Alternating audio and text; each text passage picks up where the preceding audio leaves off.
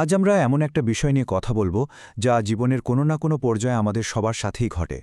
বুক ভেঙে যাওয়া বা কোনো গভীর সম্পর্ক শেষ হয়ে যাওয়ার পর যে একটা অসহ্য কষ্ট হয়, সেটা নিয়ে খোলাখুলি কথা বলাটা একটু অস্বস্তিকর হলেও এর ভেতরেই কিন্তু লুকিয়ে আছে আমাদের আসল নিরাময়ের চাবিকাঠি।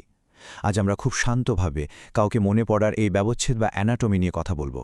বোঝার চেষ্টা করব, যখন কাউকে আমরা পাগলের মতো মিস করি, তখন আমাদের মনের গভীর অন্ধকারে আসলে ঠিক কী চলতে থাকে। হঠাৎ করে যখন কাছের কোনো মানুষ আমাদের জীবন থেকে দূরে চলে যায়, তখন বুকের ভেতরটা কেমন যেন একদম ফাঁকা হয়ে যায়, তাই না? মনে হয় আমরা বোধহয় ওই নির্দিষ্ট মানুষটাকেই হন্যে হয়ে খুঁজছি। কিন্তু একটু থেমে ভেবে দেখুন তো, আমরা কি সত্যি ওই মানুষটাকে মিস করছি, নাকি অন্য কোনো একটা অনুভূতি বা অন্য কোনো একটা শূন্যস্থান পূরণের আপ্রাণ চেষ্টায় আমরা নিজেরাই নিজেদের বিভ্রান্ত করছি? মনের এই জটিল সমীকরণটা বোঝা খুব জরুরি, কারণ অনেক সময় আমরা নিজেরাও আসলে ঠিকমতো জানি না যে আমরা জীবনের ঠিক কী হারিয়ে ফেলেছি।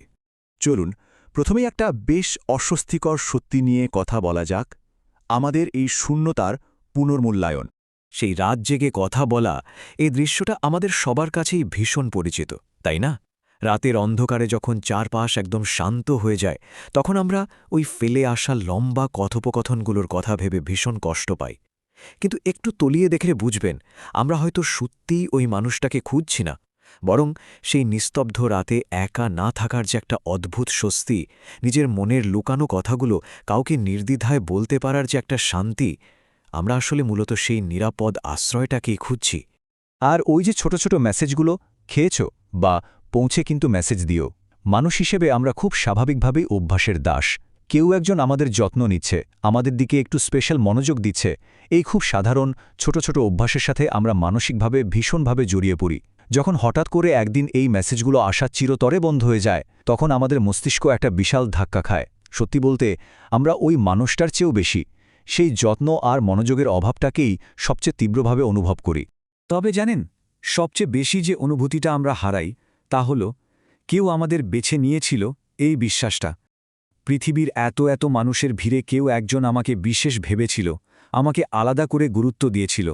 এই চরম মানসিক স্বীকৃতিটা যখন হঠাৎ হারিয়ে যায়, তখন আমাদের আত্মবিশ্বাস একেবারে ভেতর থেকে ভেঙে পড়ে। আমরা আসলে সেই মানুষটার জন্য যতটা না কাঁদি, তার চেয়ে অনেক বেশি শোক করি নিজের এই বিশেষ হওয়ার অনুভূতিটা হারিয়ে যাওয়ার কারণে। আর এই জায়গা থেকেই শুরু হয় আমাদের দ্বিতীয় বিষয়টা, অনুভূতিকে মিস করা আর সেই ফেলে যাওয়া শূন্যতা। ব্রেকআপের পর আমাদের মন সারাক্ষণ আমাদের বোঝাতে থাকে যে আমরা মানুষটিকেই মিস করছি, কিন্তু বাস্তব সত্যিটা একেবারে অন্যরকম। আমরা আসলে একটি অনুভূতিকে মিস করছি। কোনো রক্তমাংসের মানুষকে হারানোর চেয়েও তার সাথে জড়িয়ে থাকা একটা অত্যন্ত শক্তিশালী আবেগকে আমরা বেশি হারিয়ে ফেলি। আর এই বিভ্রমটাই আমাদের ভেতরে সবচেয়ে বেশি মানসিক দ্বন্দ্ব তৈরি করে। আমরা মূলত তিনটি জিনিসের জন্য সবচেয়ে বেশি কষ্ট পাই: আমাদের সেই চেনা স্বস্তি, পুরনো অভ্যাস আর মানসিক নিরাপত্তা। এগুলো আমাদের বেঁচে থাকার জন্য অত্যন্ত প্রয়োজনীয় কিছু মনস্তাত্ত্বিক ভিত্তি। আমরা আমাদের প্রতিদিনের সেই রুটিনটাকে মিস করি, একটা নিরাপদ আশ্রয়কে মিস করি। অনেক সময় এমনও হয় যে সম্পর্কটা হয়তো আমাদের জন্য একদমই ভালো ছিল না, হয়তো ভীষণ টক্সিক ছিল, তবু আমরা সেই পরিচিত পরিবেশটাকেই বারবার খুঁজি, কারণ সেই নিরাপদ আশ্রয়টা হঠাৎ করে হারিয়ে যাওয়ার ভয়টাই আমাদের আর সামনে এগোতে দেয় না। ঠিক ওই মানসিক নিরাপত্তা হারিয়ে ফেলার ভয়ের কারণেই কিন্তু আমাদের মনে বারবার একটা কথা আসে যে আমি তাকে ছাড়া বাঁচতেই পারবো না। এই চিন্তাটা খুবই সাধারণ এবং সত্যি বলতে অত্যন্ত যন্ত্রণাদায়ক। যখন আমরা এই কথাটা ভাবি, তখন আমাদের মনে হয় এটাই বোধহয় চূড়ান্ত সত্য, কিন্তু আসলে এটি আমাদের মস্তিষ্কের তৈরি করা একটা বিভ্রম মাত্র। আমাদের মন আমাদের বোঝাতে চায় যে অতীতকে আঁকড়ে ধরে থাকা ছাড়া আমাদের আর কোনো অস্তিত্বই নেই।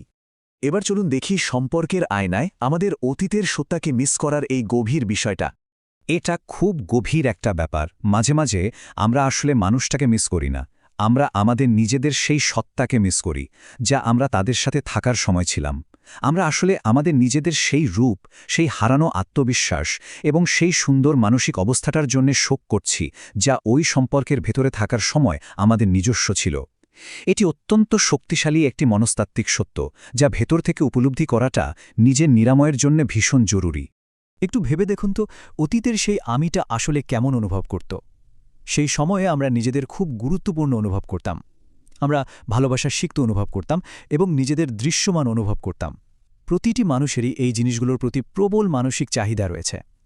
সম্পর্ক ভেঙে যাওয়ার পর আমরা নিজেদের ভীষণ মূল্যহীন মনে করতে শুরু করি, আর মরিয়া হয়ে নিজেদের সেই দৃশ্যমান ও গুরুত্বপূর্ণ রূপটিকে ফিরে পেতে চাই।